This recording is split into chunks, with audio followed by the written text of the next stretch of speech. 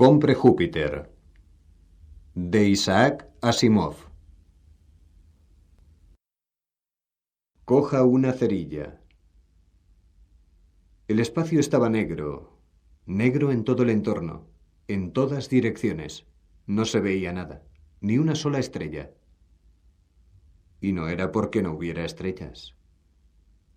La verdad es que la idea de que quizá no hubiera estrellas, ninguna estrella, literalmente, había helado las entrañas de Per Hansson.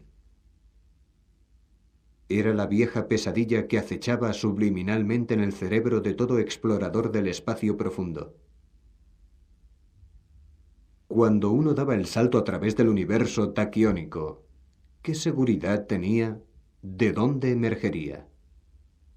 Aunque la distribución y cantidad de energía invertida se controlara tan estrictamente como se quisiera, y el fusionista que le acompañara a uno fuese el mejor del espacio, el principio de la incertidumbre campaba por sus fueros y siempre había la posibilidad, y acaso la certeza inevitable, de un error de dirección debido al azar. Y en el terreno de los taquiones, un error del grueso de un papel podía equivaler a 1 millar de años luz. ¿Qué pasaba, pues, si uno aterrizaba en la nada? O al menos a tal distancia de cualquier parte que nada pudiera guiarle para determinar su propia posición y, por ende, para regresar a ninguna parte.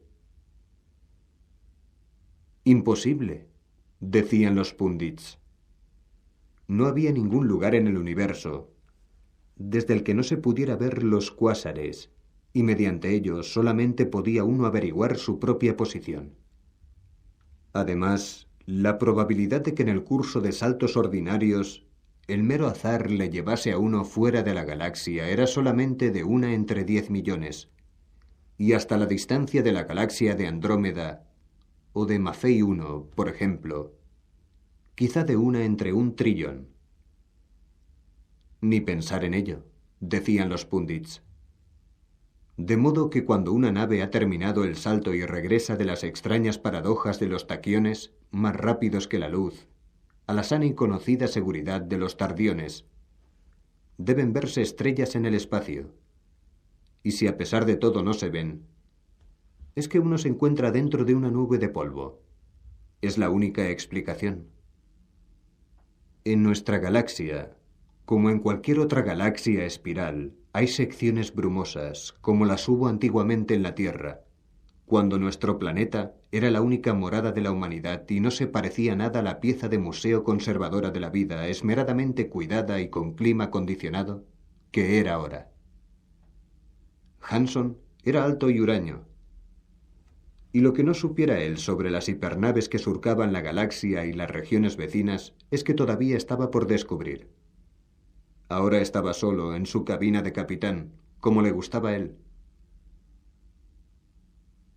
Tenía a mano lo necesario para ponerse en contacto con cualquier hombre o mujer a bordo, así como con los datos de cualquier artefacto o instrumento, y le complacía sentirse una presencia invisible. Pero en aquellos momentos, nada le complacía. Cerrando el contacto, dijo: «¿Qué más, Strauss?» «Estamos en un grupo abierto», respondió la voz de Strauss.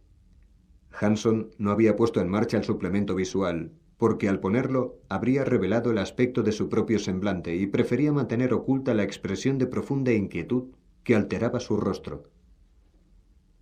«Por lo menos», continuó Strauss, «por el nivel de radiaciones que recogemos en el extremo infrarrojo y en las regiones de las microondas, parece un grupo abierto. Lo malo es que no logramos localizar suficientemente las posiciones como para determinar nuestra propia situación». «¿No aparece nada en la luz visible?» «Nada en absoluto. Y tampoco en el infrarrojo próximo. La nube de polvo es densa como una sopa». «¿Qué dimensiones tiene?» «No hay manera de saberlo. ¿Puede calcular la distancia hasta el borde más próximo?» «Ni siquiera el orden de magnitud. ¿Acaso haya 1 semana luz o acaso 1 año luz? Podrían ser 10 años luz. Definitivamente, no hay manera de deducirlo». «¿Habló con Viluekis?» «Sí», contestó lacónicamente Strauss. ¿Qué dice? No mucho. Está malhumorado. Lo toma como una afrenta personal, por supuesto. Naturalmente. Hanson exhaló un suspiro silencioso.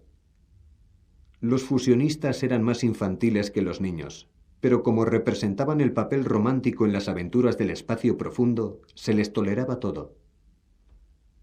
Supongo que usted le habrá dicho que lo ocurrido ahora es imprevisible y puede suceder en cualquier momento. Sí, se lo dije. Y como puede suponer, contestó, a Biluequis no. Solo que sí le ha sucedido, por supuesto. Bueno, yo no puedo hablar con él. Nada de lo que le dijera tendría significado alguno, excepto que pretendo dar las culpas a otro, y entonces ya no le sacaríamos ni media palabra más. ¿No quiere poner en marcha el colector?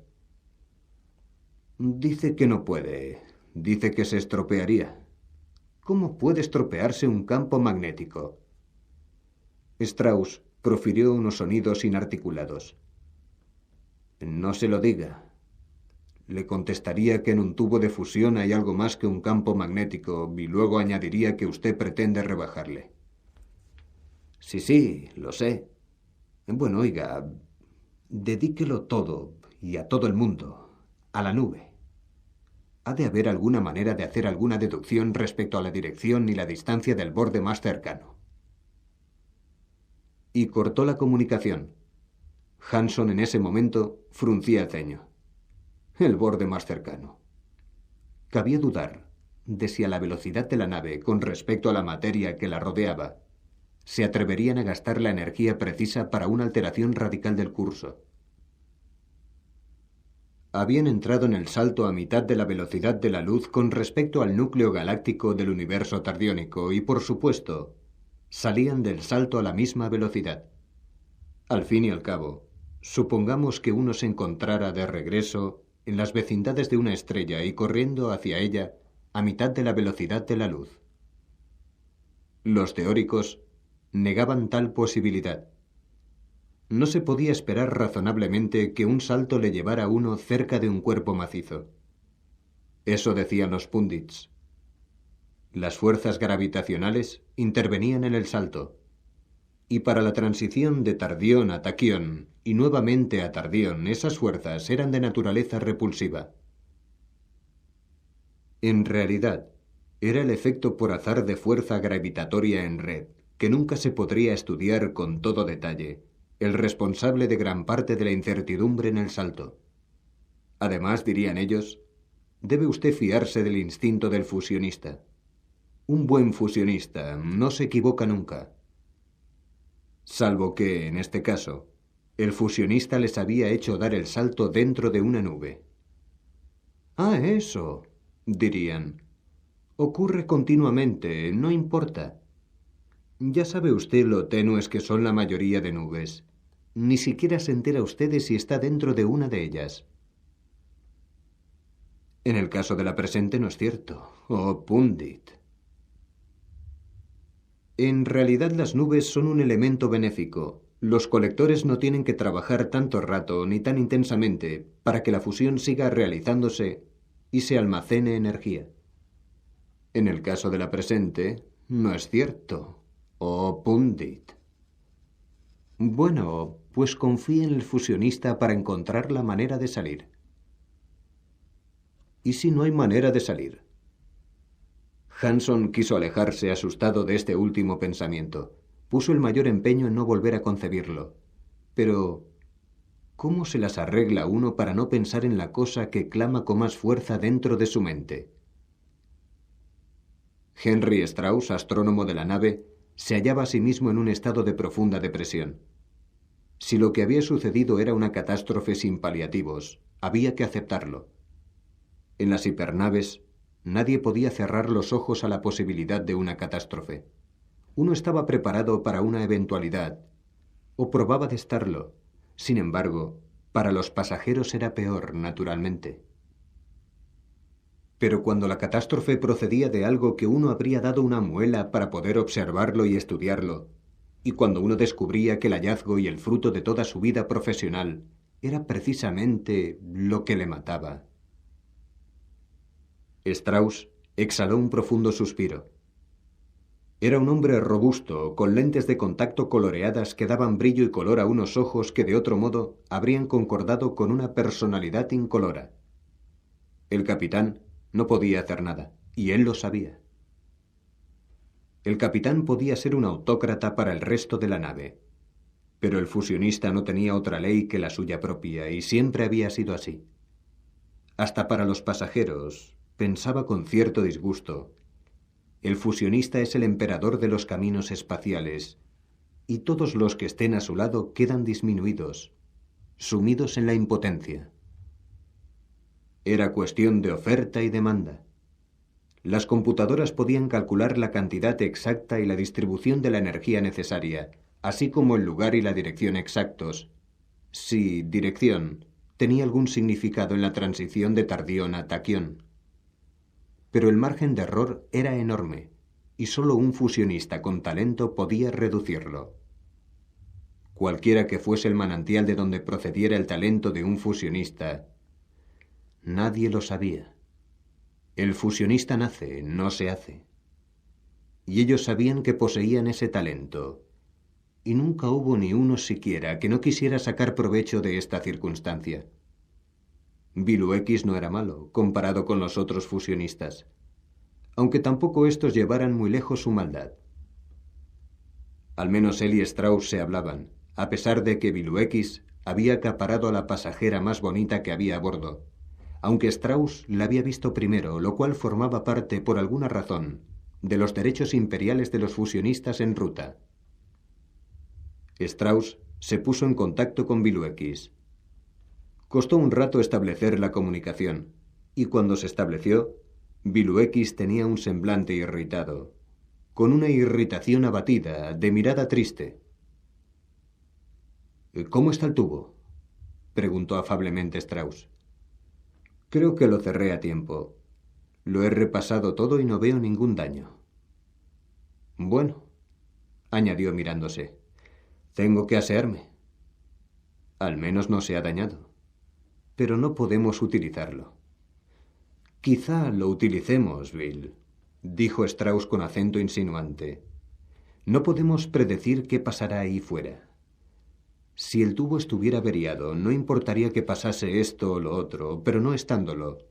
Si la nube se despeja...» Sí. Yo le pondré otro sí. Si ustedes, astrónomos estúpidos, hubieran sabido que esta nube estaba aquí, yo habría podido sortearla. Era un comentario claramente inconsistente, y Strauss no mordió el anzuelo. «Es posible que se despeje», dijo tan solo. «¿Qué dice el análisis?» «Nada bueno, Bill. Es la nube de oxídrilo más densa que se haya observado nunca. Que yo sepa, en ningún otro lugar de la galaxia se ha concentrado tanto el oxídrilo como aquí».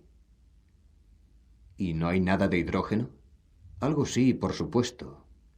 Un 5% aproximadamente. No es bastante, dijo secamente Biluekis. Hay alguna otra cosa, aparte del oxídrilo. Hay algo que me ha producido problemas que el oxídrilo no podía causarme. ¿Lo ha localizado? Ah, sí. Es formaldehído. Hay más formaldehído que hidrógeno. ¿Se da cuenta de lo que significa esto, Bill? Algún proceso ignorado ha concentrado en el espacio oxígeno y carbono en cantidades nunca vistas, suficientes para agotar el hidrógeno de un volumen de años luz cúbicos, acaso. No sé de ningún fenómeno, ni podría imaginarlo siquiera, capaz de provocar estas consecuencias.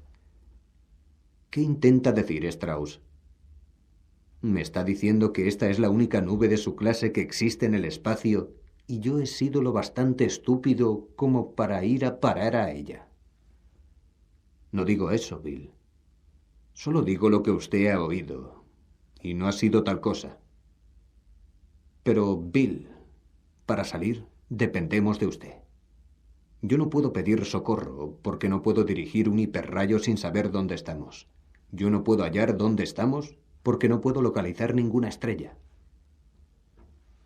Yo no puedo utilizar el tubo de fusión, entonces. ¿Por qué soy el malo? Tampoco usted puede hacer su tarea, entonces, ¿por qué el malo es siempre el fusionista? Biluekis ardía por dentro. La salvación está en sus manos, Strauss, en sus manos. Dígame dónde está el borde de la nube, o al diablo con el borde de la nube. Encuéntreme el de esa masa de oxídrilo formaldehído. Ojalá pudiera, dijo Strauss.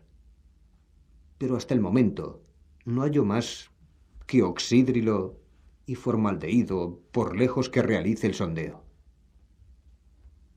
No podemos fundir esa sustancia. Lo sé. Exclamó Biluekis en tono violento. He ahí un ejemplo de la equivocación que comete el gobierno al querer imponer una superseguridad mediante leyes, en lugar de dejar el asunto en manos del fusionista del lugar.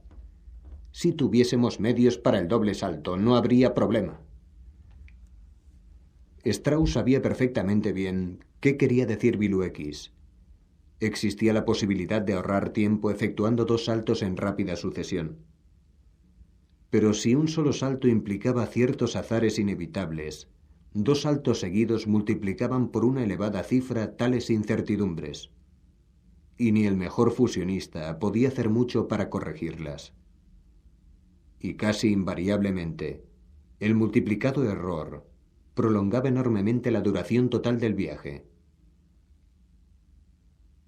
Era norma estricta de navegación que entre salto y salto había de transcurrir un día entero de travesía, y mejor si se dejaban transcurrir 3.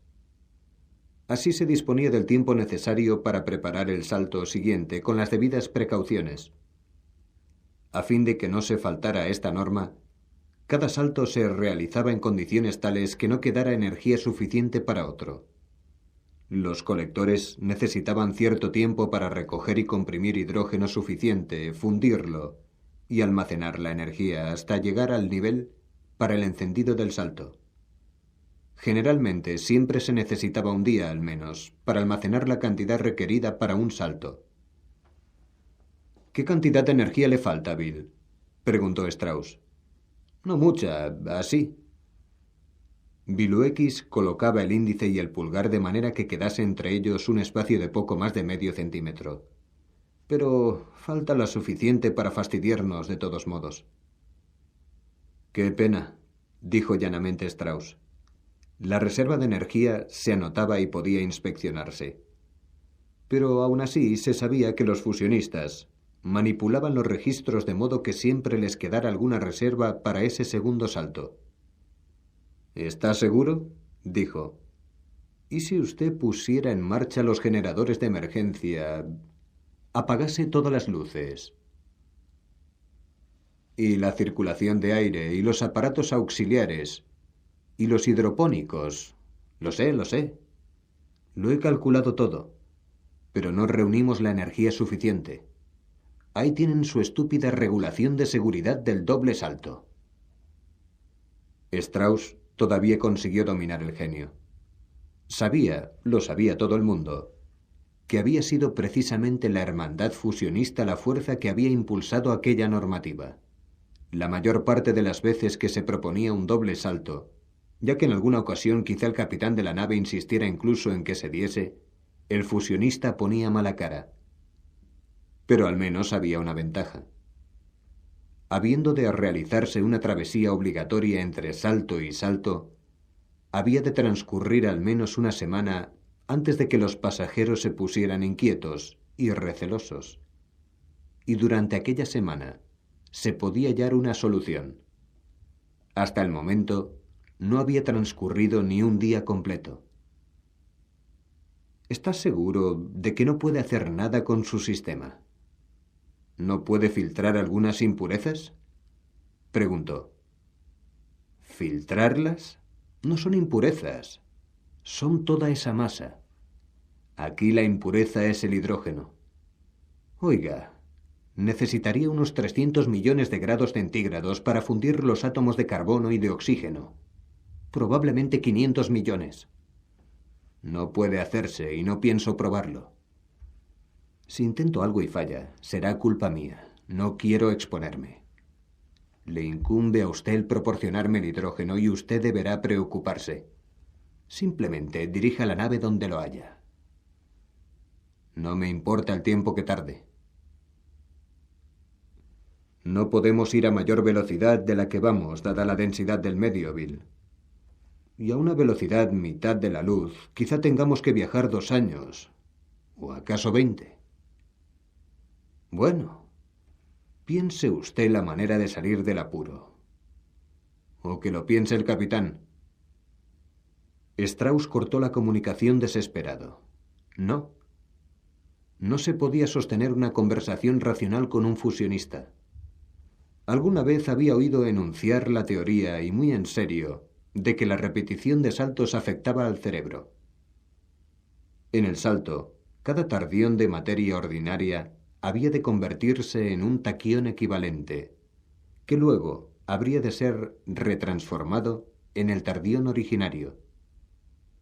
Si la doble conversión se hacía de modo imperfecto, aun con la imperfección más leve, sin duda el efecto de tal deficiencia habría de manifestarse antes que en ninguna otra parte en el cerebro, que era, con mucho, el trozo de materia más complejo que debería someterse a la transformación.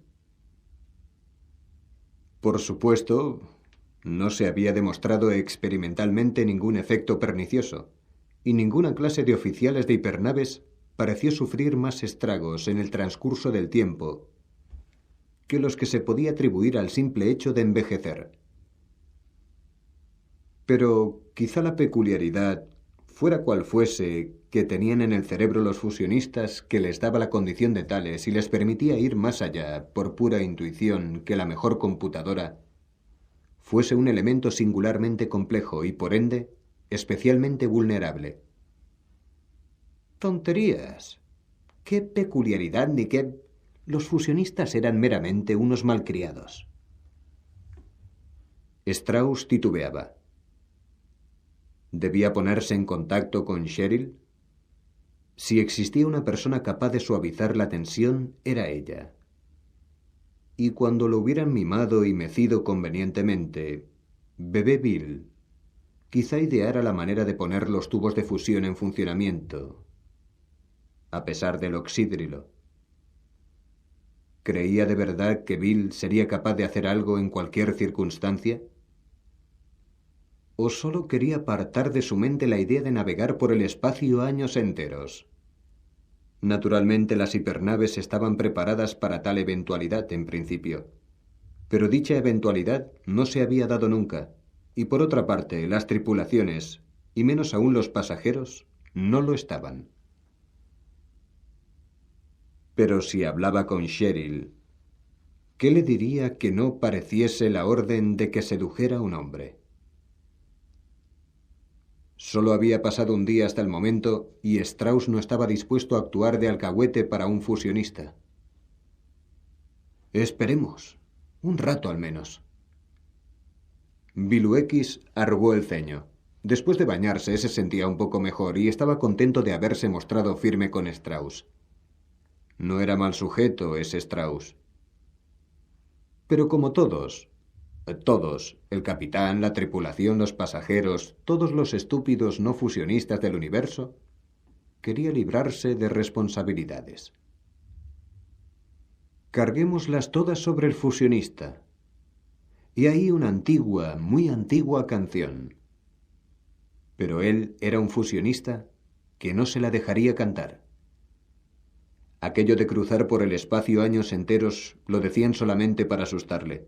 Si ponían de veras el alma en el empeño, podían alcanzar los límites de la nube, y en alguna parte había de estar el borde más cercano.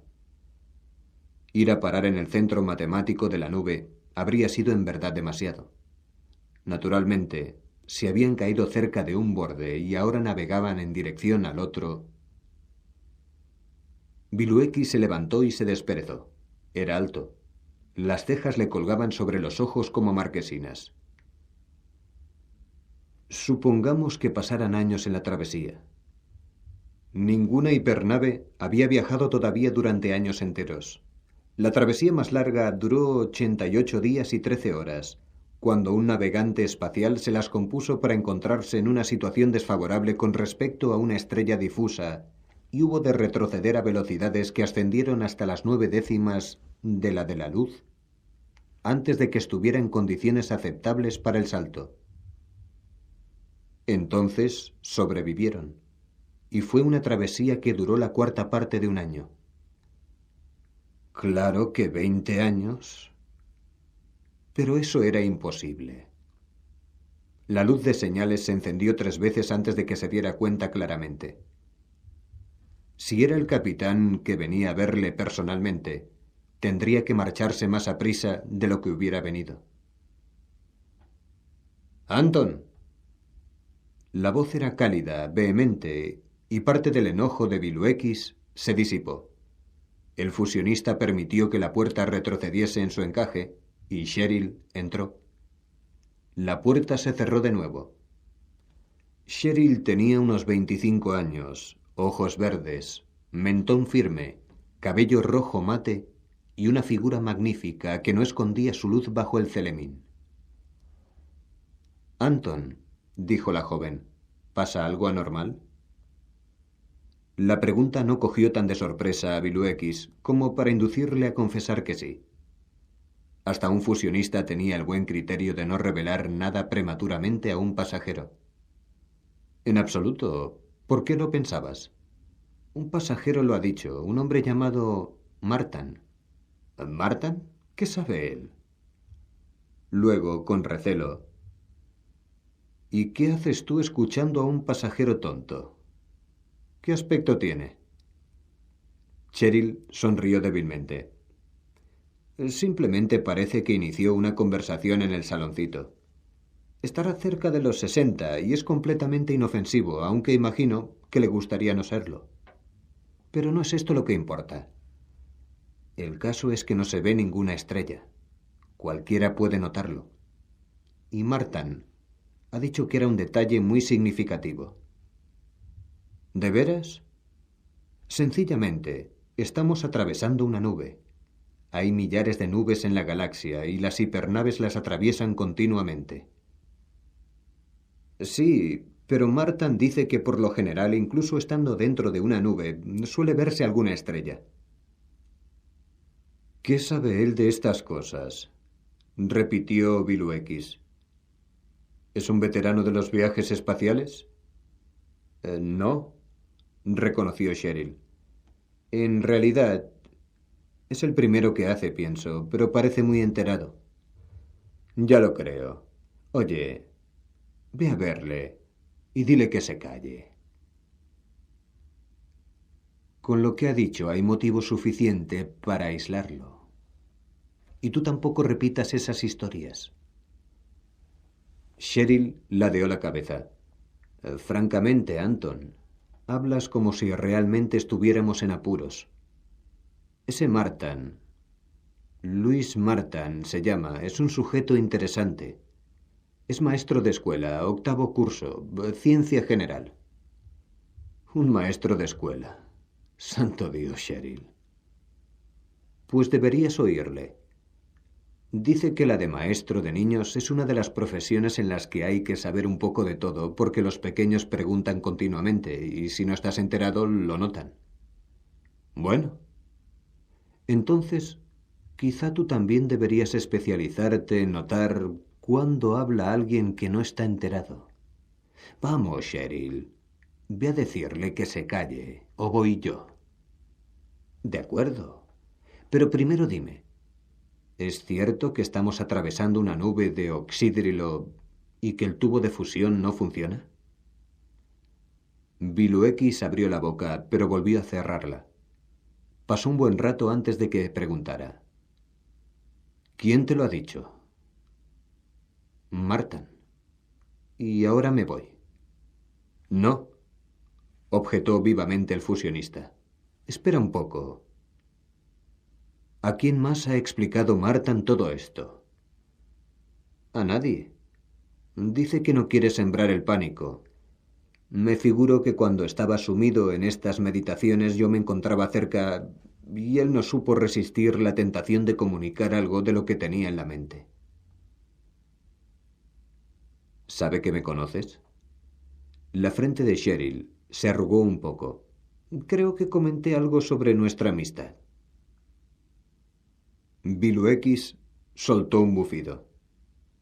No es probable que ese viejo loco haya querido demostrar sus grandes dotes ante ti. A mí es a quien quiere impresionar por tu conducto. Ni pensarlo, replicó Cheryl. La verdad es que me ha pedido que no te dijese nada. Sabiendo, por supuesto, que de este modo vendrías a verme inmediatamente. ¿Por qué habría de querer que viniera a verte? Para ponerme en evidencia. ¿Sabes lo que significa ser fusionista? Tener a todo el mundo en contra, resentido contra ti, porque la gente te necesita tanto, porque... Pero... ¿qué tiene que ver eso con el problema? Si Martin está completamente equivocado, ¿cómo podría ponerte eso en evidencia? Y si está en lo cierto, ¿lo está Anton? Bueno, ¿qué ha dicho exactamente? No sé si me acordaré de todo. Claro, musitó Cheryl con aire pensativo. Fue después de que hubiéramos dado el salto, bastantes horas después, en realidad. Por entonces todo el mundo hablaba de que no se veía ninguna estrella por ninguna parte. En el saloncito todo el mundo decía que pronto daríamos otro salto, porque esto era lo bueno de los viajes espaciales cuando no se veía nada. Naturalmente todos sabíamos que había de transcurrir un día de travesía al menos. Entonces entró Martin, me vio y vino a conversar conmigo. Creo que le soy bastante simpática. Y yo creo que él no me lo es a mí, dijo Biluekis con semblante enfurruñado. Continúa. Yo le he dicho que era muy molesto esto de no ver nada, y él ha contestado que duraría así cierto tiempo, y por el tono de su voz parecía preocupado. Naturalmente yo le he preguntado por qué lo decía, y él ha contestado que porque el tubo de fusión había quedado cerrado. ¿Y quién le ha informado a él? Preguntó Biluekis. Ha dicho que en una de las habitaciones para hombres antes se oía un zumbido bajo que ahora ya no se percibía. Y ha dicho también que en el armario de la sala de juegos donde guardan los tableros de ajedrez, la pared estaba caliente debido a la proximidad del tubo de fusión, pero que ahora ya no lo está. ¿Son esas todas las pruebas que tiene? Cheryl pasó por alto la pregunta y prosiguió. Ha dicho que no veíamos ninguna estrella porque nos encontrábamos en una nube de polvo y los tubos de fusión debían de haber dejado de funcionar, porque en dicha nube no hay hidrógeno en cantidades apreciables. Ha dicho que, probablemente, no tendríamos bastante energía para dar otro salto. Y que si íbamos en busca de hidrógeno, acaso tuviéramos que navegar años enteros para salir de la nube. El ceño de Biluekis había llegado al nivel de la ferocidad. Ese hombre siembra el pánico. ¿Sabes que no lo siembra? Me ha dicho que no se lo contará a nadie, porque esto desataría el pánico y porque además no sucedería. Solo me lo ha explicado a mí, porque acababa de ocurrírsele y estaba tan excitado por su conjetura que tenía necesidad de comentarla con alguien. Pero luego ha añadido que había una manera fácil de salir del aprieto y que el fusionista sabría qué hay que hacer. De modo que no había motivo para inquietarse. Pero como tú eres el fusionista, me ha parecido que tenía que preguntarte si acierta de verdad en eso que dice de la nube y si tú has hecho lo que deba hacerse en tales casos. Ese maestro de escuela tuyo no sabe nada de nada, sentenció Biluekis. No te acerques a él. Oye. ¿Ha dicho cuál es esa manera tan fácil de salir de la nube? No. ¿Debería preguntárselo? No. ¿Por qué se lo habías de preguntar? Aunque bien mirado. Está bien, pregúntaselo. Siento curiosidad por saber qué está pensando el idiota ese. Pregúntaselo. Cheryl movió la cabeza en signo afirmativo. Me será muy fácil, pero ¿estamos en apuros? Biluex replicó secamente. ¿Y si dejaras eso de mi cuenta? No estaremos en apuros hasta que yo diga que lo estamos. Biluex continuaba mirando fijamente la cerrada puerta, colérico y desazonado a la vez. Buen rato después de haberse marchado Cheryl. ¿Qué hacía ese Luis Martin, maestro de escuela de octavo curso, con sus atinadas suposiciones? Si resultaba por fin que se hacía necesaria una travesía prolongada, habría que comunicárselo a los pasajeros con mucho tacto. De lo contrario, nadie saldría con vida. Con el tal Martin diciéndoselo a gritos a todos los que quisieran escucharle. Con gesto casi salvaje, Biluex pulsó la combinación que le pondría en contacto con el capitán. Martin era esbelto y de aspecto pulcro. Tenía unos labios que parecían continuamente a punto de sonreír, aunque el semblante y el porte se distinguieran por una amable gravedad, una gravedad casi expectante, como si estuviera esperando siempre que la persona con quien se hallaba fuese a decir algo importantísimo de veras. Cheryl le estaba diciendo: he hablado con el señor Biluex. Es el fusionista, ya sabe. Le he contado lo que había dicho usted. Martin pareció sobresaltado y meneó la cabeza.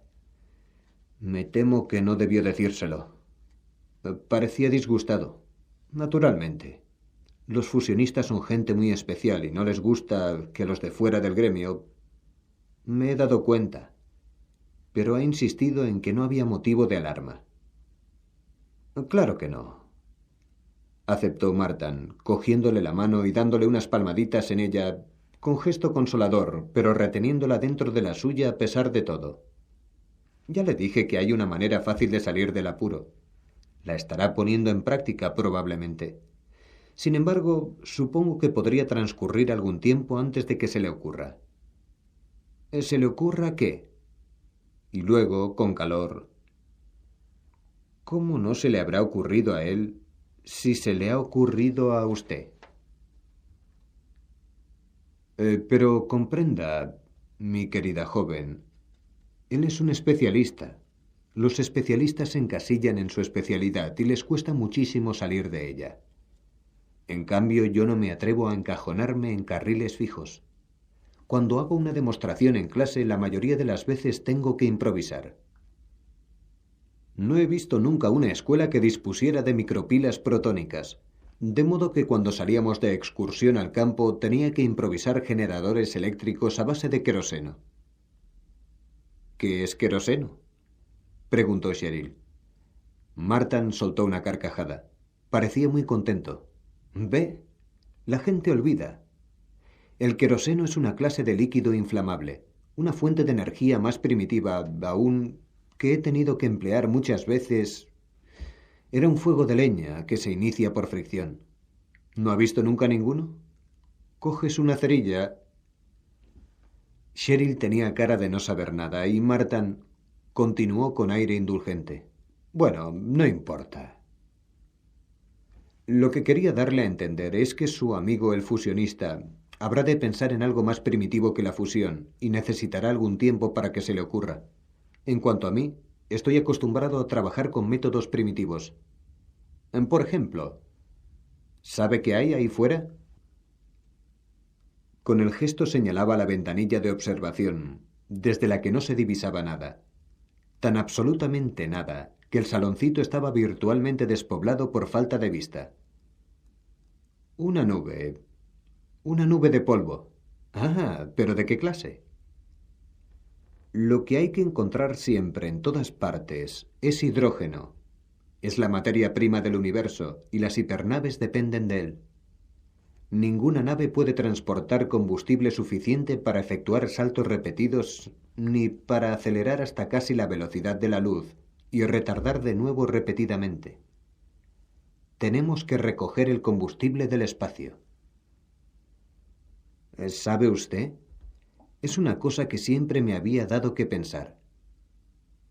Yo creía que el espacio estaba vacío. Casi vacío, querida. Y este casi equivale a un festín.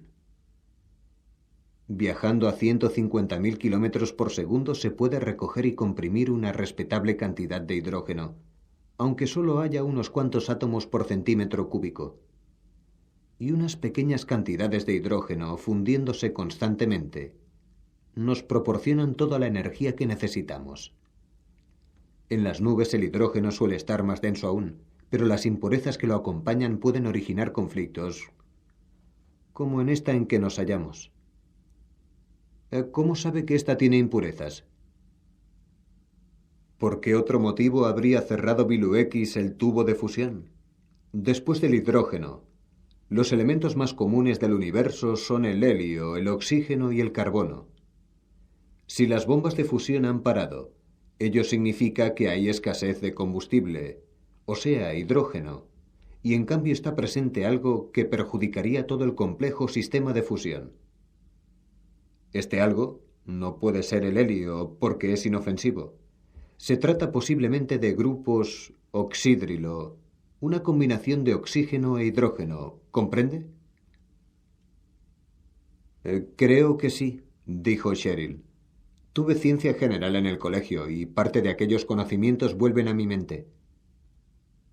Ese polvo se compone en realidad de grupos oxídrilo unidos a granos de polvo sólido. O también libres en estado gaseoso. Ni siquiera el oxídrilo es demasiado peligroso para el sistema de fusión. Pero los compuestos de carbono sí que lo son. Lo más probable es que haya formaldehído. Imagino que estará en la proporción de 1 por cada 4 oxídrilos. ¿Lo entiende ahora? No, no lo entiendo, respondió llanamente Cheryl. Dichos compuestos no se funden. Si los calentamos hasta unos cuantos centenares de millones de grados, se rompen en átomos sencillos y la concentración de oxígeno y carbono perjudica los aparatos. Pero, ¿por qué no absorberlos a temperaturas ordinarias? Después de la compresión, el oxídrilo se combinaría con el formaldehído en una reacción química que no causaría ningún daño al sistema. Al menos estoy seguro de que un buen fusionista podría modificar el sistema para proceder a una reacción química a la temperatura ambiente. La energía de la reacción se podría almacenar y al cabo de un tiempo habría la suficiente para poder dar un salto. Cheryl replicó: No lo veo así de ningún modo. Las reacciones químicas apenas producen energía alguna comparadas con la fusión. Tiene mucha razón, querida, pero no necesitamos mucha. Cierto que el salto anterior nos ha dejado con menos de la necesaria para dar otro inmediatamente. Así lo establecen las normas. Pero apuesto a que su amigo el fusionista se preocupó de que faltara muy poca, lo menos posible. Los fusionistas suelen hacerlo así. La poca que falta para llegar a la ignición se podría recoger a partir de reacciones químicas. Luego, cuando el salto nos haya sacado fuera de la nube, una travesía de una semana aproximadamente nos permitirá llenar de nuevo los depósitos y podremos continuar sin ningún riesgo. Por supuesto. Martin enarcó las cejas y se encogió de hombros. ¿Qué? Por supuesto, añadió Martin. Si por algún motivo el señor Biluekis retrasara el proceso, podríamos vernos en dificultades. Cada día que pasamos sin dar el salto gasta energía debido a la marcha ordinaria de la nave, y dentro de poco las reacciones químicas ya no bastarán para suministrar la energía que hace falta para llegar al punto de ignición. Confío en que no esperará demasiado. Bueno, ¿y por qué no se lo dice? Ahora mismo. Martin meneó la cabeza. ¿Dar indicaciones a un fusionista? Por nada del mundo, querida. Entonces se lo diré yo. Oh, no, Con toda seguridad se le ocurrirá sin que se lo diga a nadie. Mire, apostaré con usted, querida mía. Usted le dice exactamente lo que he dicho yo. Y dígale que yo expliqué que ya se le había ocurrido a él y que el tubo de fusión volvería a funcionar ya. Y por supuesto, si ganó... Martin sonreía. Cheryl sonrió también. Veremos, dijo. Martin le seguía con la mirada, pensativo el semblante, mientras ella se alejaba a paso vivo. No pensaba exclusivamente en la posible reacción de Biluekis. Al maestro de escuela no le sorprendió que un guardia apareciese casi como por arte de encantamiento y le dijera: «Tenga la bondad de acompañarme, señor Martin».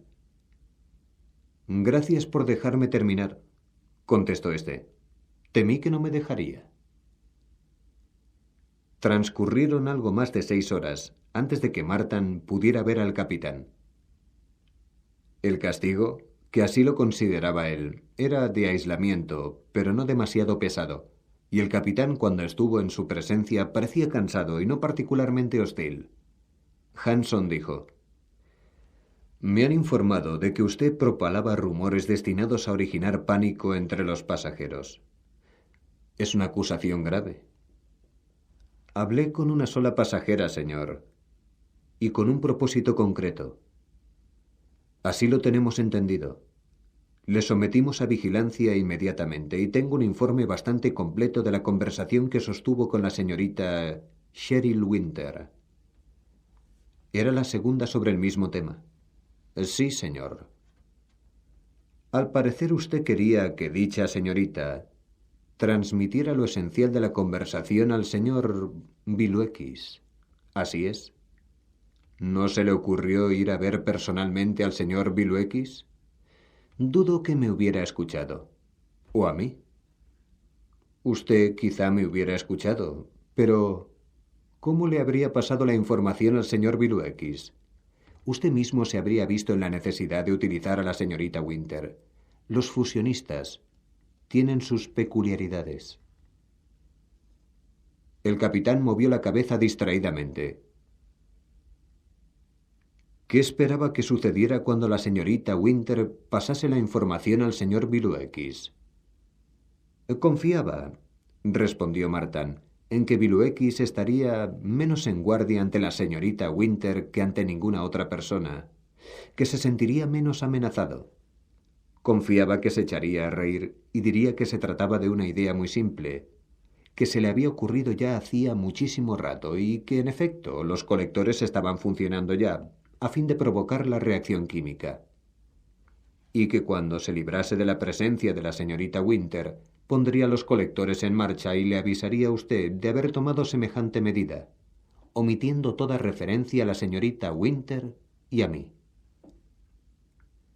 ¿No pensó que acaso rechazara la idea por irrealizable? Existía la posibilidad, pero no se ha dado. ¿Cómo lo sabe? Porque 1 hora después de haber sido detenido, las luces de la habitación en que me tenían preso disminuyeron perceptiblemente de intensidad y no volvieron a reanimarse. Entonces supuse que habían reducido todo lo posible el gasto de energía de la nave, y me dije que Biluekis ponía toda la carne en el asador con objeto de que la reacción química produjera la energía suficiente para el encendido. El capitán arrugó la frente. ¿Por qué estaba tan seguro de poder manipular al señor Biluekis? Me figuro que usted no ha tratado nunca con fusionistas, ¿verdad que no? Ah, pero soy maestro de 8º grado de primaria, señor. He tratado con otros niños.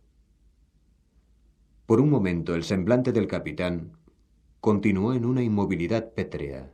Luego, poco a poco, se distendió en una sonrisa. «Usted me es simpático, señor Martin, aunque no le servirá de nada. Por lo que puedo deducir, los acontecimientos tomaron exactamente el rumbo que usted esperaba, pero ¿comprende lo que vino luego?» «Lo comprenderé si usted me lo explica».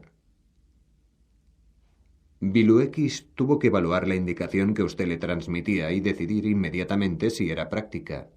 Tuvo que realizar cierto número de cuidadosas correcciones en el sistema para que pudiera efectuar reacciones químicas sin perder la posibilidad de dedicarse nuevamente a la fusión.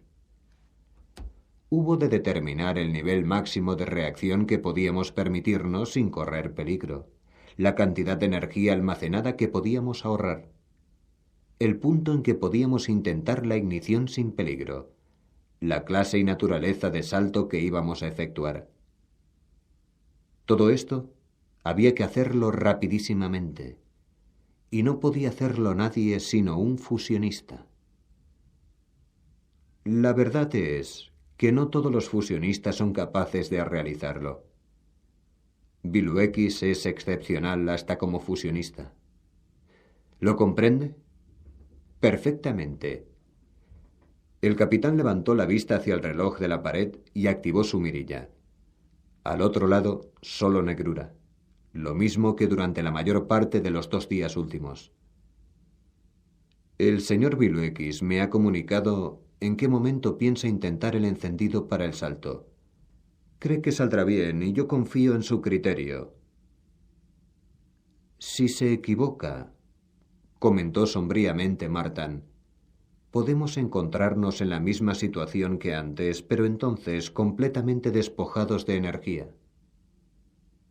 Sí, me doy cuenta, admitió Hanson. Y como acaso se sienta usted un tanto responsable por haber metido la idea en la mente del fusionista, he pensado que quizá le gustaría estar alerta durante los minutos de ansiedad y expectación que nos esperan. Ambos hombres guardaban silencio ahora, observando la pantalla, mientras transcurrían los segundos y luego los minutos.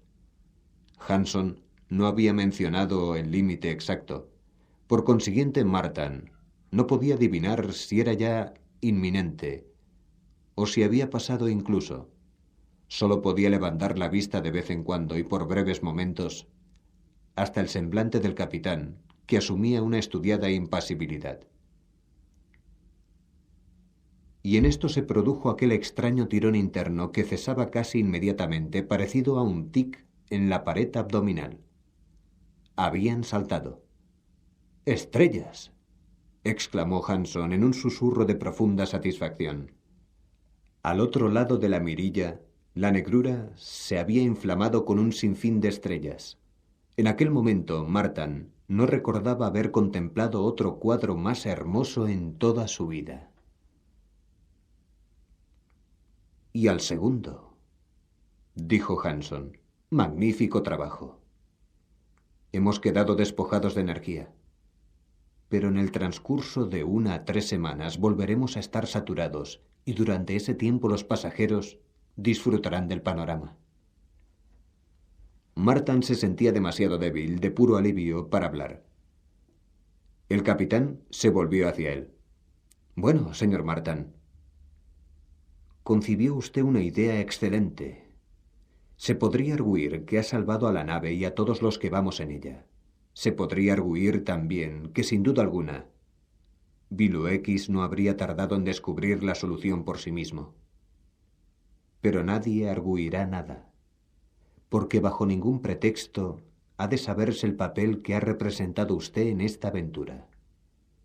El señor Viluekis hizo la tarea y la realizó magníficamente bien, como un gran virtuoso, aun teniendo en cuenta que quizás se la sugiriera usted. Será ensalzado por ello y recibirá grandes honores. Usted no recibirá nada. Martin permaneció callado un momento. Luego dijo: Lo comprendo.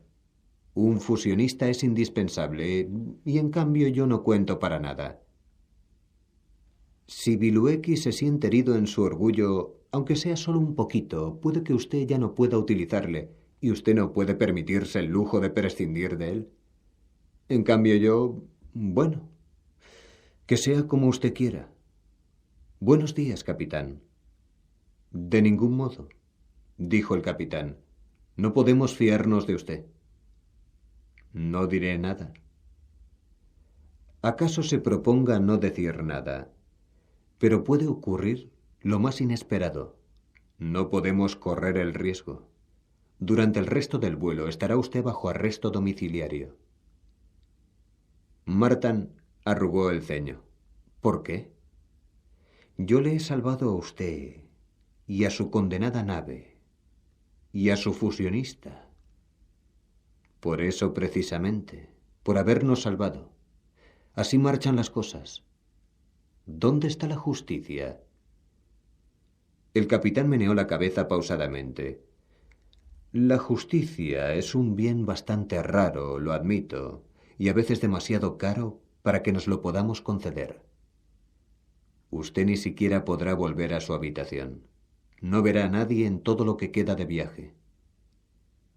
Martin se frotó una mitad de la barbilla con el índice.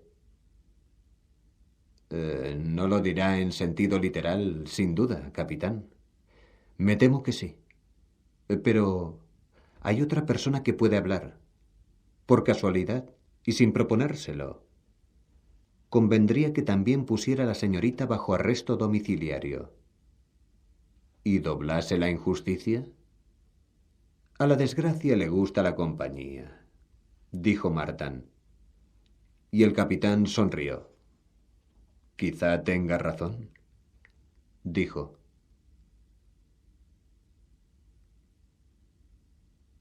Ay de mí, también los amigos y colegas vienen y se van. Después de trasladarme a Nueva York, veía con frecuencia a cierto número de escritores a quienes, estando en Boston, solo había visto de vez en cuando. Ejemplo de ellos son Lester del Rey y Robert Silverberg. Pero luego, en 1972, Bob se trasladó a California y volví a perderle de vista. Tuve ocasión de hacer una última cosa por John Campbell, de paso.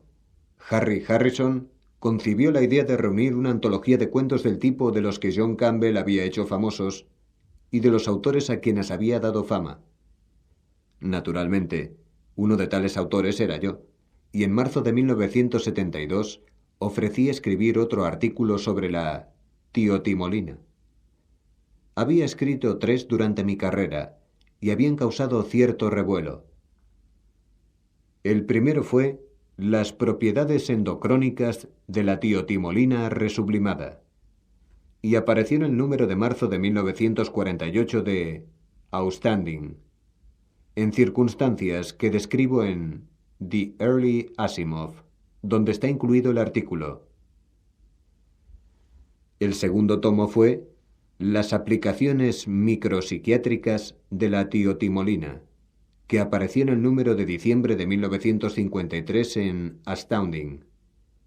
Junto con el primero, fue incluido en mi colección Only a Trillion, Abelard Schumann, 1957. El tercero fue La tiotimolina y la era espacial, que apareció en el número de septiembre de 1960 de Analog, y luego lo incluyeron en mi libro Opus 100. Hawthorne Mifflin, 1969. Así pues, escribí un cuarto de siglo después del primero, y lo titulé Tiotimolina para las estrellas. Tiotimolina para las estrellas. Será el mismo discurso, supongo, decía el alférez Pitt con aire fatigado.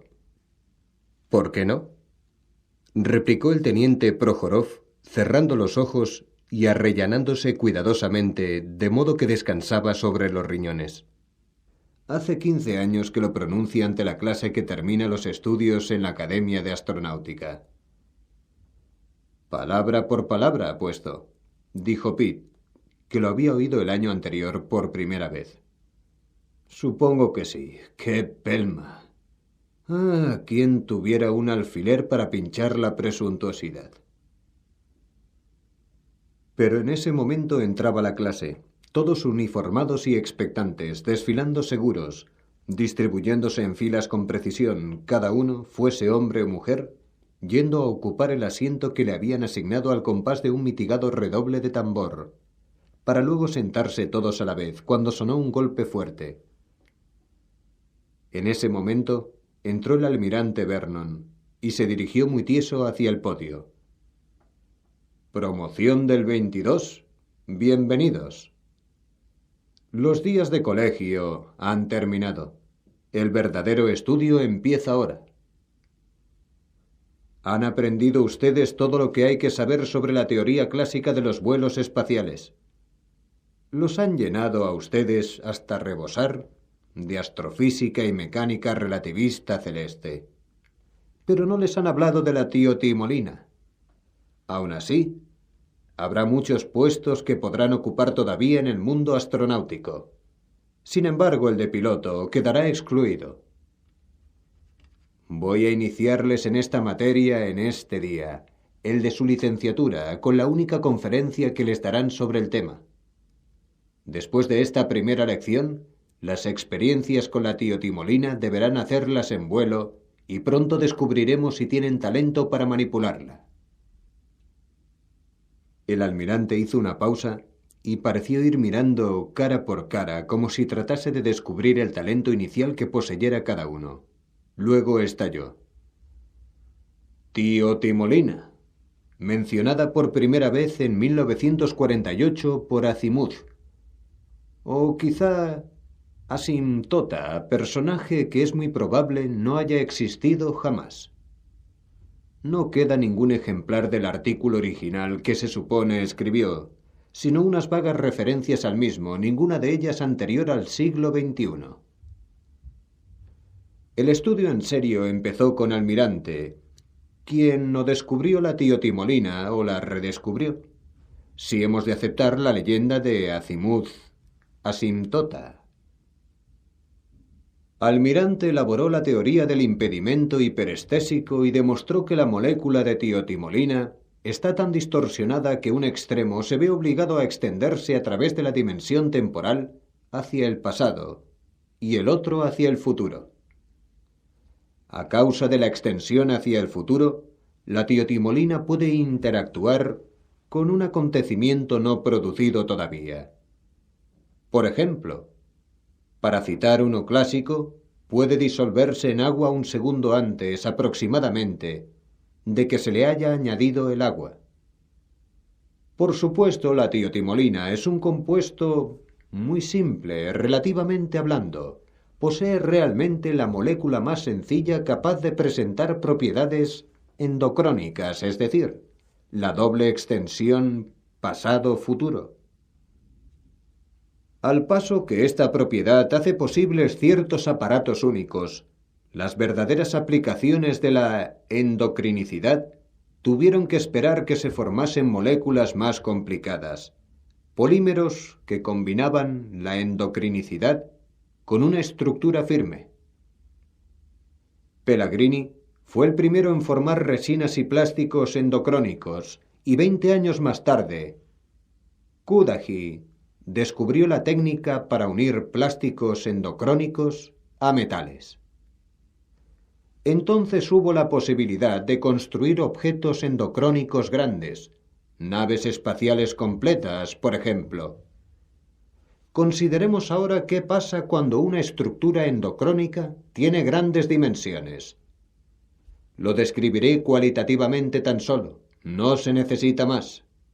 Los teóricos lo han elaborado todo matemáticamente, pero yo todavía no he conocido a ninguno que supiera pilotar una nave estelar. La diminuta molécula de la tiotimolina es extraordinariamente sensible a los estados probabilísticos del futuro. Si uno está seguro de que añadirá el agua, se disolverá antes de que el agua sea añadida. Si queda en su mente la más leve duda de si la añadirá o no, la tiotimolina no se disolverá hasta que el agua sea añadida real y efectivamente. Cuanto mayor es la molécula poseedora de endocronicidad, menos sensible a la presencia de la duda. Se disolverá, se hinchará, cambiará de propiedades eléctricas o interactuará de alguna manera con el agua, aun en el caso de que uno esté casi seguro de que no le añadirá el agua. Mas, ¿qué pasa entonces si uno no añade realmente el agua? La respuesta es muy sencilla. La estructura endocrónica Se internará por el futuro en busca del agua y si no la encuentra, seguirá internándose por el futuro. El efecto es muy similar al del asno que persigue una zanahoria atada a un palo colgada a medio metro de su hocico. Salvo que la estructura endocrónica no es tan lista como el asno y no se cansa nunca. Si una nave es endocrónica toda entera, es decir, si los grupos endocrónicos se han fijado al casco a intervalos cortos, es fácil montar un artefacto para suministrar agua a los puntos clave de la estructura, pero arreglando dicho artefacto de tal modo que aunque siempre parezca a punto de suministrar el agua, nunca la suministre en realidad. En este caso, los grupos endocrónicos corren adelante por el tiempo, arrastrando consigo al resto de la nave, incluidos los objetos que contenga y la tripulación. Naturalmente, no hay conceptos absolutos. La nave se mueve adelante por el tiempo con respecto al universo, lo cual equivale exactamente a decir que el universo se mueve hacia atrás en el tiempo con respecto a la nave. La velocidad a que se mueve adelante la nave o se mueve hacia atrás el universo se puede regular con gran exactitud modificando del modo oportuno el mecanismo para añadir agua. La manera adecuada de proceder a esta modificación se puede enseñar en cierto modo, pero sólo la podrá aplicar quien posea un talento innato. He ahí lo que vamos a averiguar en ustedes, si poseen dicho talento. Nuevamente hizo una pausa para examinarlos con la mirada. Luego continuó, en medio de un silencio total. Pero, ¿de qué sirve todo ello? Consideremos los vuelos estelares y repasemos algunas cosas que aprendieron ustedes durante sus estudios. Las estrellas están a distancias increíbles, y el viajar de una a otra, considerando el límite que impone la luz a las velocidades, exige años, siglos, milenios. Una manera de resolverlo consiste en montar una nave enorme con una ecología cerrada, un universo diminuto encerrado en sí mismo. Un grupo de personas partirá con él, y de este modo la 10ª generación de sus descendientes llegará a una estrella lejana. Ningún hombre hace el viaje entero, pues aun en el caso de que la nave regrese al punto de partida, habrán transcurrido varios siglos. Para que la tripulación original llegara a las estrellas, habría que emplear técnicas de hibernación que los tuvieran en animación suspendida durante casi todo el viaje. Pero la hibernación es un procedimiento muy inseguro, y aun en el caso de que la tripulación sobreviviera y regresase, se encontraría con que en la Tierra habrían transcurrido varios siglos. Para que la tripulación original llegara a las estrellas durante su vida natural, sin hibernarla, solo sería necesario acelerar la velocidad hasta aproximarse a la de la luz. El tiempo subjetivo se retarda, y a la tripulación le parecerá que solo ha invertido unos meses en el viaje. Pero el tiempo viaja al ritmo normal para el resto del universo, de modo que cuando la tripulación regresara se encontraría con que, aun cuando ellos no hayan envejecido ni recogido experiencias, sino como si solo hubieran sido 2 meses, quizá, para la Tierra habrán transcurrido muchos siglos. En todos los casos, los viajes estelares implicarán una enorme duración de tiempo en la Tierra, aunque no para la tripulación. Si se regresa a la Tierra, se regresará siempre muy lejos en el futuro de la Tierra, lo cual significa que el viaje interestelar no es psicológicamente práctico. Pero, graduados, fijó en ellos una mirada penetrante y añadió en voz baja, tensa: si utilizamos una nave endocrónica, podemos sincronizar exactamente el efecto dilatación del tiempo con el efecto endocrónico. mientras la nave viaja por el espacio a velocidades enormes y sufre un enorme retraso en ritmo de tiempo percibido, el efecto endocrónico mueve al universo para atrás en el tiempo con respecto a la nave, compensando adecuadamente cuando la nave regrese a la Tierra y sus tripulantes hayan notado 2 meses, digamos, de duración del viaje. El universo entero habrá experimentado igualmente solo el paso de 2 meses. De este modo, la navegación interestelar se convierte en una cosa práctica, aunque solo si se la trata con mucho cuidado.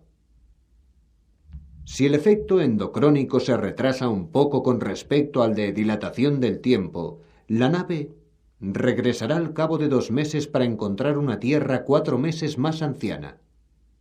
Quizá no sea mucho, y quizá ustedes piensen que ha de poder resistirse muy bien, pero no es cierto. Los miembros de la tripulación se encontrarían desfasados. Encontrarían que todo lo que les rodease habría envejecido 2 meses con respecto a ellos. Peor todavía, la población en general pensaría que los miembros de la tripulación tienen 2 meses menos de lo que les corresponde, lo cual crearía resentimiento y malestar. Del mismo modo, si el efecto endocrónico se acelera un poco en relación al de dilatación del tiempo, la nave puede regresar al cabo de 2 meses para encontrarse con que para la Tierra no ha pasado el tiempo.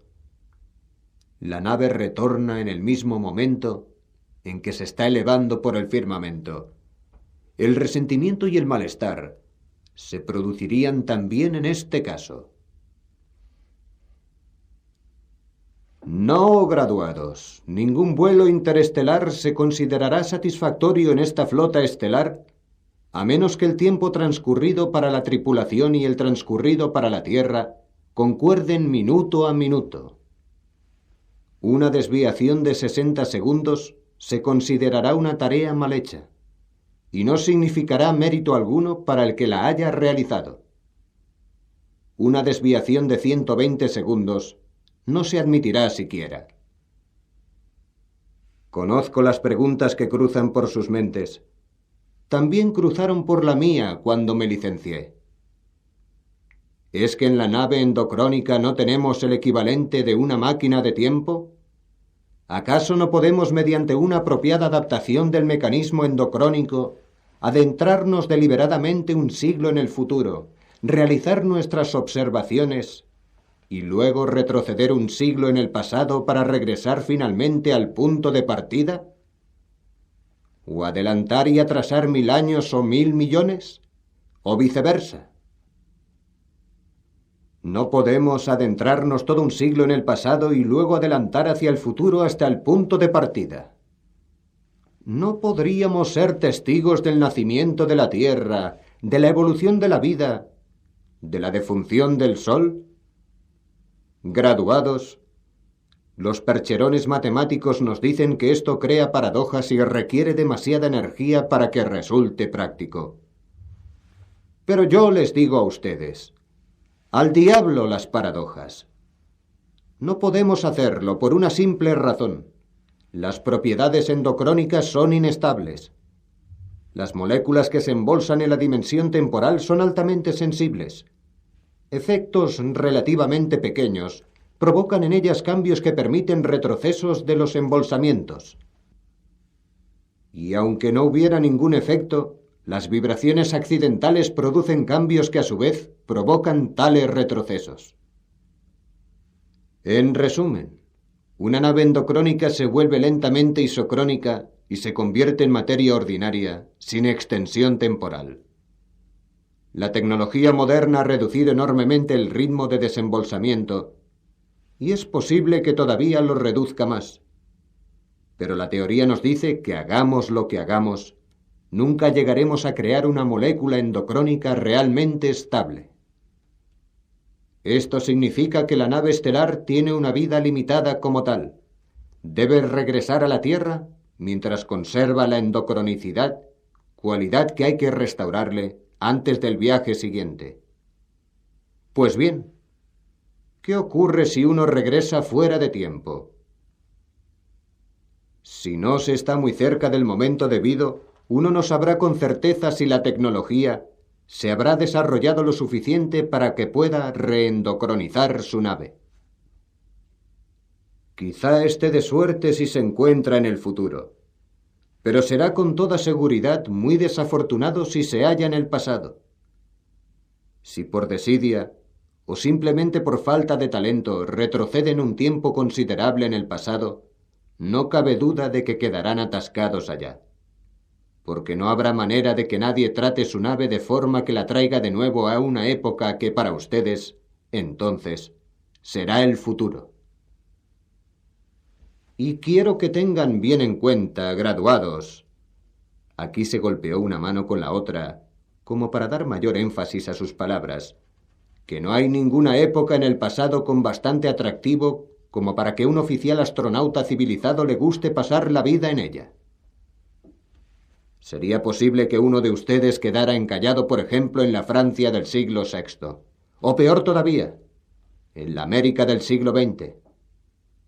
Rechacen, pues, la tentación de experimentar con el tiempo. Pasemos ahora a otro punto al que es posible que se haya aludido, y nada más, durante sus días de estudio oficial, pero que en cambio tendrán que conocer en la realidad.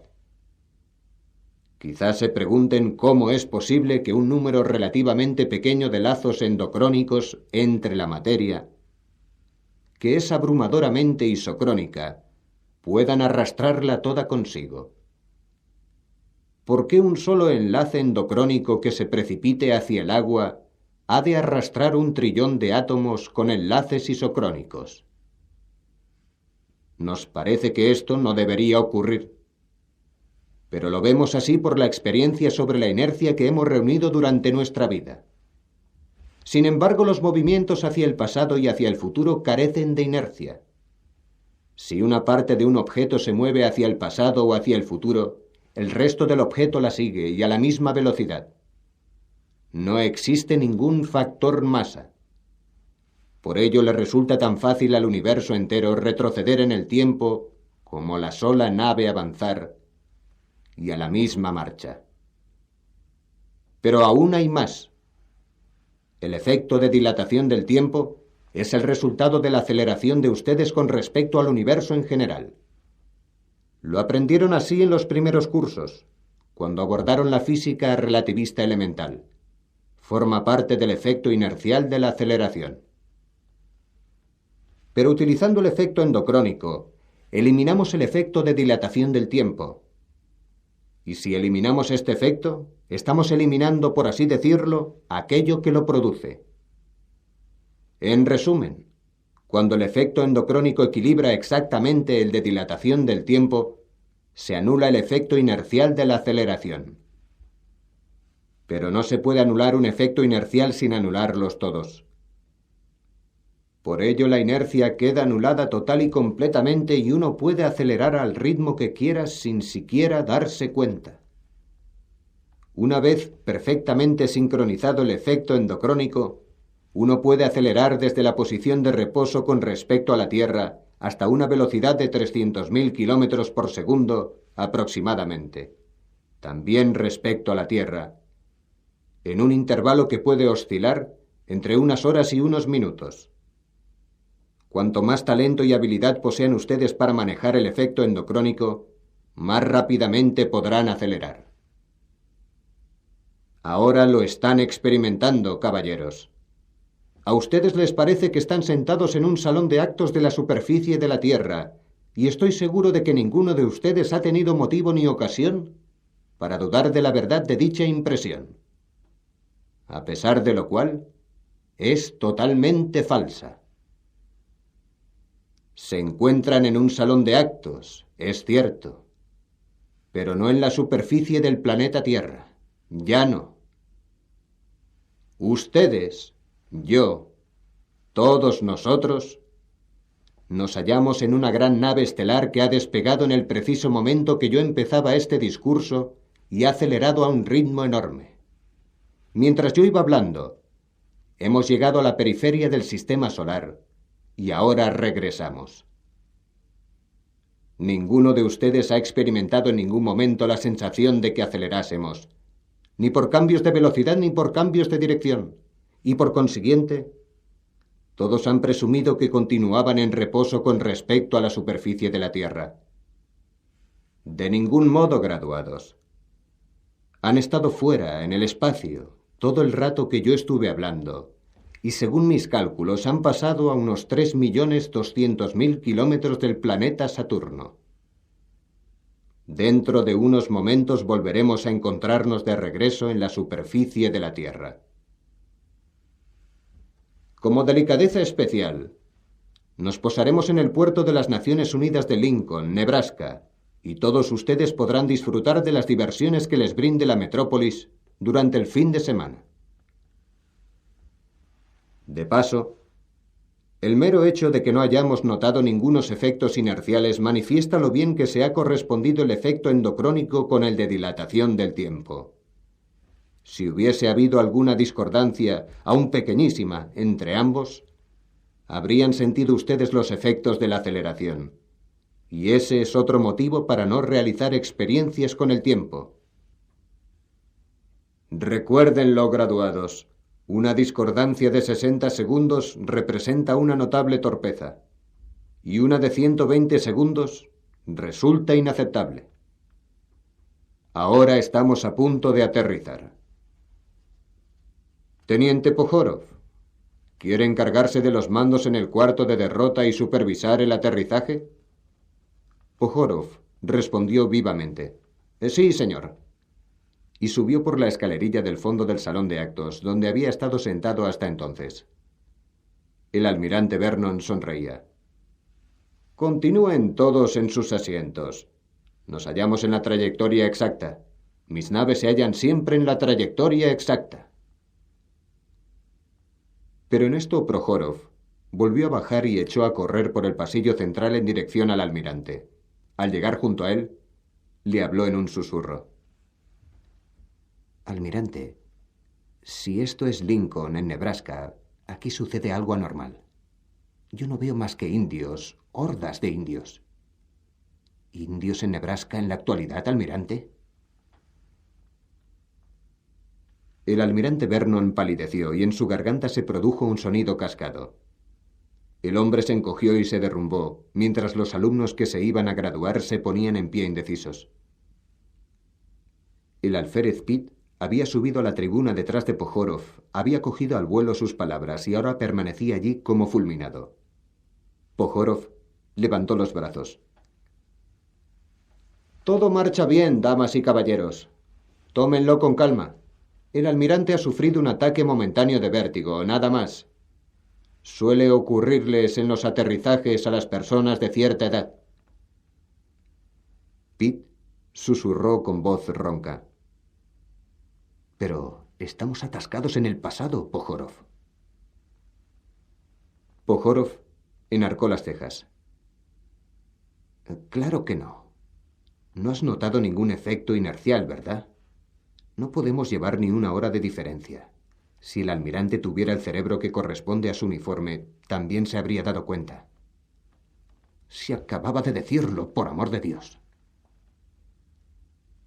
Entonces, ¿por qué has dicho tú que ocurría algo anormal? ¿Cómo has dicho que ahí fuera hay indios? Porque ocurría realmente y porque los hay. Cuando el almirante Bobo recobre el conocimiento no podrá reprenderme. No hemos aterrizado en Lincoln, Nebraska, de manera que realmente ha ocurrido algo anormal. En cuanto a los indios, si he leído bien los signos de tráfico, hemos descendido en las afueras de Calcuta.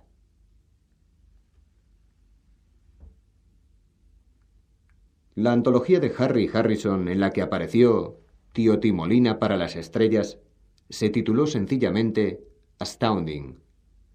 Harry se proponía que fuese el último número de la citada revista. No Analog, sino Outstanding. No es que Analog tenga nada malo, pero nosotros, los veteranos, comprendemos que ningún nombre nuevo puede sustituir el de Outstanding en nuestros corazones.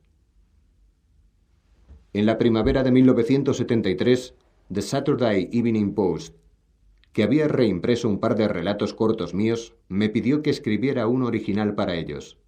El 3 de mayo de 1973, mecido en alas de la inspiración, escribí Versos luminosos en una sola y rápida sesión de máquina. Y cuando preparé la redacción definitiva, no tuve que cambiar prácticamente nada. El cuento apareció en el número de septiembre-octubre de 1973 de The Saturday Evening Post.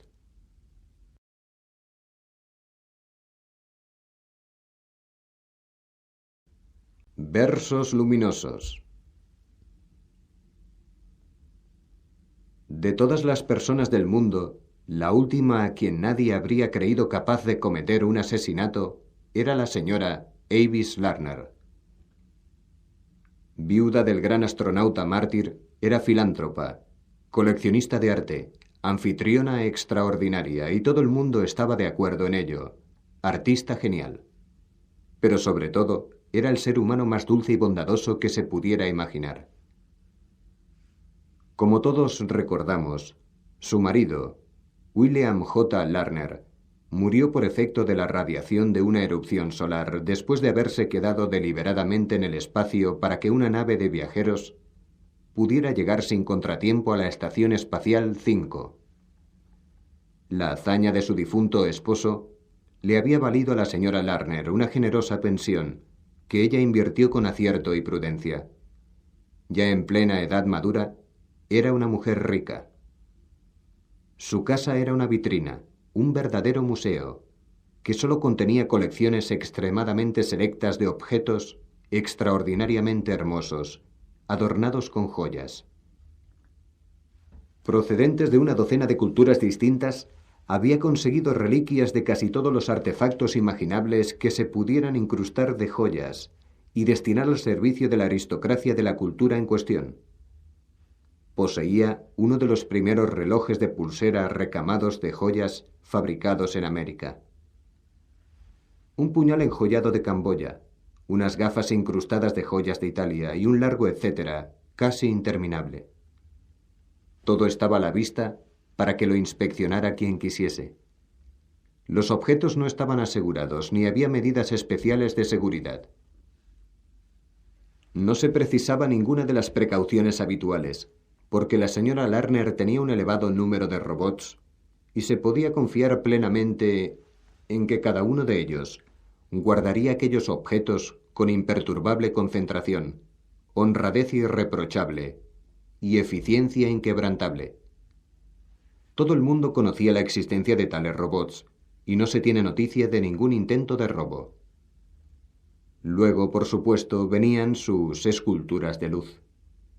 Ninguno de los invitados a sus muchas fiestas y recepciones podía imaginar cómo hubiera descubierto la señora Lerner su genio para el arte.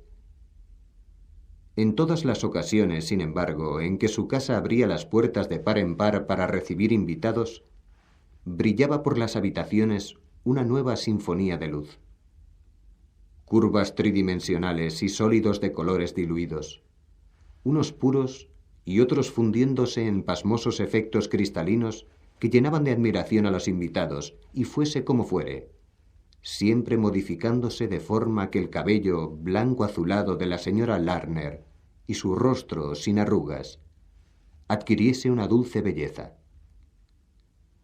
Los invitados venían por las esculturas de luz, más que por ninguna otra cosa. Nunca se vio dos veces la misma, ni apareció nunca ninguna que no explorase nuevos caminos experimentales del arte.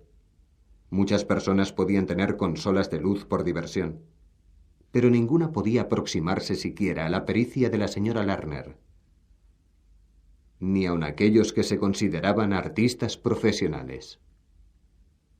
La misma señora Lerner hacía gala de una deliciosa modestia sobre este asunto. No, solía decir cuando alguien se derretía en lirismos. Yo no lo llamaría poesía de luz. Eso es demasiado generoso. Todo lo más diría que son light verse. Y todo el mundo celebraba con una sonrisa el fino ingenio encerrado en la conjunción de estas dos palabras que generalmente significarían versos ligeros, pero que también podían significar versos luminosos. Aunque se lo pedían con gran frecuencia, nunca quería crear esculturas de luz, sino en las fiestas que daba en su casa.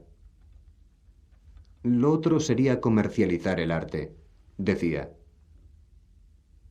Sin embargo, no tenía inconveniente en preparar complicados hologramas de sus esculturas a fin de hacerlas perdurables y de que se pudieran reproducir en los museos de arte de todo el universo. Tampoco cobraba nada por el uso que se pudiera hacer, fuera cual fuese, de sus esculturas de luz. No podría pedir ni un céntimo, decía, abriendo los brazos de par en par. Están a disposición de todos, gratis. Al fin y al cabo, a mí luego no me sirven de nada. Era cierto. Nunca utilizaba 2 veces una misma escultura de luz. Cuando se tomaban los hologramas, solía colaborar personalmente. Observando con ojo benigno cada uno de los pasos, estaba siempre a punto para ordenar a sus criados robots que ayudaran.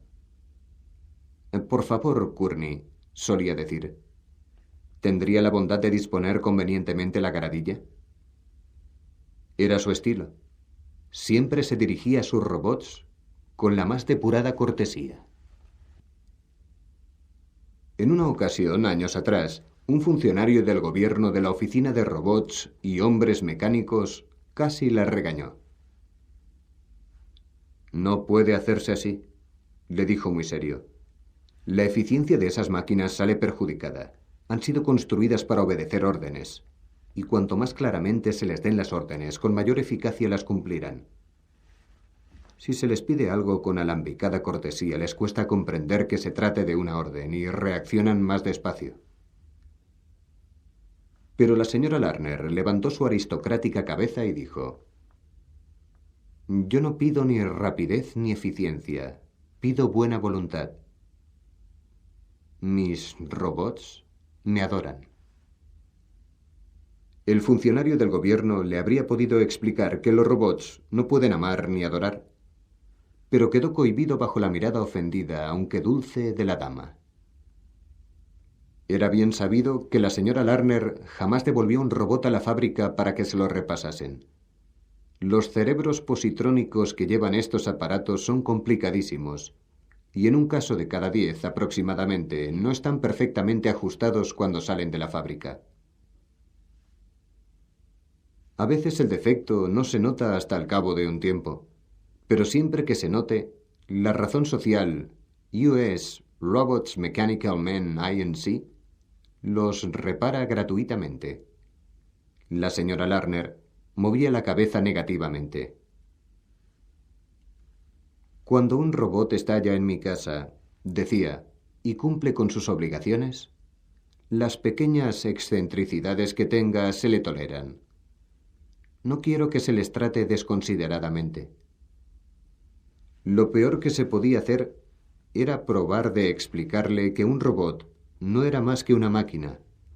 En tales casos, replicaba muy secamente: «Ningún ser tan inteligente como un robot puede ser solamente una máquina. Yo los trato como a personas». Y no había más que hablar. Conservaba incluso a Max, a pesar de que estaba casi inservible. Apenas entendía lo que le ordenaban. Pero la señora Larner negaba con denuedo tal afirmación. «De ningún modo», decía con voz firme. «Coge sombreros y abrigos y los almacena perfectamente. Me sostiene objetos. Sabe hacer muchas cosas». «Pero, ¿por qué no lo hace reparar?», le preguntó un día un amigo. «Ah, no podría. Él es así. Y es un encanto, ¿sabes? Al fin y al cabo, un cerebro positrónico es tan complejo que nadie puede asegurar en qué anda fuera de quicio exactamente. Si hicieran a Max perfectamente normal, no habría manera de devolverle el encanto que ahora posee. No, no renunciaré a semejante hechizo». «Pero si no está bien centrado», decía el amigo, mirando nervioso al robot, ¿no podría resultar peligroso?» «Jamás», negó la señora Larner con una carcajada. «Hace años que lo tengo, Es completamente inofensivo y una auténtica preciosidad. Lo cierto era que Max tenía la misma figura que los otros robots. Lisa, metálica, vagamente humana, pero inexpresiva. No obstante, para la dulce señora Larner, todos eran personas, todos eran un encanto, todos eran adorables. Ella tenía este carácter, esta personalidad. ¿Cómo pudo perpetrar un asesinato? La última persona del mundo que uno habría creído pudiera morir asesinada era John Semper Travis. Introvertido y amable, vivía en este mundo, pero no pertenecía a él. Poseía una mente con esa gracia especial para las matemáticas que le permitía deshacer la complicada urdimbre de la miríada de sendas positrónicas de la mente de un robot.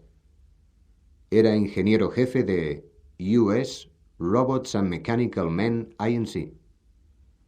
Y era además aficionado entusiasta a las esculturas de luz. Había escrito un libro sobre el tema, tratando de demostrar que la clase de matemáticas que empleaba al elaborar sendas cerebrales positrónicas se podían transformar en guías para la producción de esculturas de luz estéticas. Sin embargo, el intento de pasar de la teoría a la práctica resultó un lamentable fracaso. Las esculturas que producía siguiendo sus principios matemáticos salían pesadas, mecánicas, nada interesantes. Era el único motivo de pena que podía encontrarse en su sosegada existencia, introvertida, segura. Y sin embargo, era motivo bastante para que se sintiera muy desdichado. Sabía que sus teorías eran ciertas, y sin embargo, no lograba ponerlas en práctica. Si pudiera producir al menos una gran muestra de escultura de luz. Naturalmente conocía las de la señora Larner. Todo el mundo la aplaudía como a un genio, y sin embargo, Travis sabía que era incapaz de comprender hasta los aspectos más sencillos de las matemáticas robóticas. Había sostenido correspondencia con ella, pero la señora Larner se había negado siempre a explicar qué método seguía, y él llegó a preguntarse si seguía alguno realmente. ¿No podía tratarse de simple intuición? Pero hasta la intuición se podía reducir a fórmulas matemáticas. Por fin logró que le invitase a una de las fiestas que daba. Sencillamente, tenía que ver a aquella mujer. Travis llegó más bien tarde. Había llevado a cabo una última tentativa por realizar una escultura de luz y había fracasado lamentablemente. Travis saludó a la señora Larner con una especie de respeto maravillado y dijo: «El robot que me ha cogido el sombrero y el abrigo era muy singular». «Ese es Max», dijo la señora Larner. «Está muy mal acoplado y es un modelo bastante antiguo. ¿Cómo es que no lo devolvió a la fábrica?» «Oh, no», exclamó la señora Larner. «Sería demasiada molestia». «Ninguna en absoluto, señora Larner», replicó Travis. «Le maravillaría la sencillez con que harían la tarea. Pero como yo pertenezco a US Robots, me he tomado la libertad de repasarlo. Lo hice en un momento y usted verá que ahora está en perfectas condiciones de funcionamiento». En el semblante de la señora Larner se produjo un cambio extraño. El furor halló sitio en él, por primera vez en su dulce vida. Y fue como si los rasgos fisonómicos no supieran cómo debían ordenarse. «¿Lo ha repasado?», gritó en un alarido. «Si era él quien creaba mis esculturas de luz. Era el mal acoplamiento, que ya no se podrá reproducir nunca más lo que... ¿Fue realmente una desgracia que hubiera estado mostrando hacía unos instantes su colección? Y que el puñal incrustado de joyas de Camboya se hallara sobre la mesita de mármol delante de ella. También Travis tenía el semblante terriblemente alterado. «¿Quiere decir que si yo hubiera estudiado sus pistas cerebrales afectadas de un mal acoplamiento singular único, habría podido aprender. La señora Lerner se abalanzó con un impulso demasiado repentino para que nadie pudiera contenerla, y el hombre no intentó siquiera esquivar el golpe. Algunos dijeron hasta que fue a su encuentro, como si quisiera morir.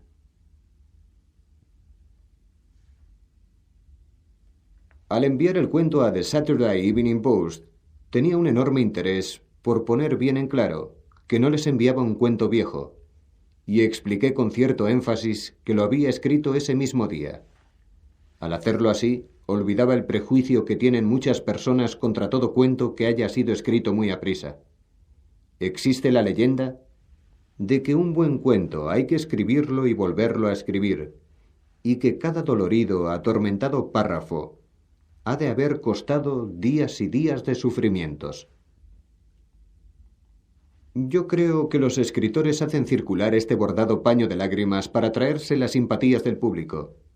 Sea como fuere, yo no escribo despacio, pero los editores, que no me han tratado mucho, no lo saben.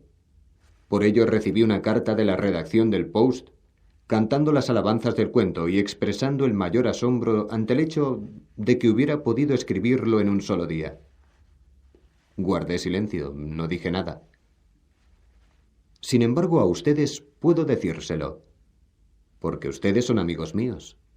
Desde el momento en que me senté ante la máquina de escribir hasta el momento en que eché el sobre al buzón, no pasó un día. Pasaron 2 horas y media solamente. Pero no se lo digan a los del Post. Bueno, ¿qué falta, pues, para ponerles al corriente a ustedes? Verán, el 30 de noviembre de 1973 me casé por segunda vez. Mi esposa es Janet Jepson. Es psiquiatra, escritora y una mujer maravillosa, en orden creciente de importancia. Ha publicado una novela de ciencia ficción original, The Second Experiment, Hawthorne Mifflin, 1974, y recibió el aviso definitivo de que se la aceptaban el 30 de noviembre de 1973, media hora después de habernos casado. Fue un gran día. Por mi parte, me gustaría que su carrera le dejara algo más de tiempo para escribir. Entonces, quizá un día, pudiéramos publicar una colección de marido y mujer. Fin de Compre Júpiter, de Isaac Asimov.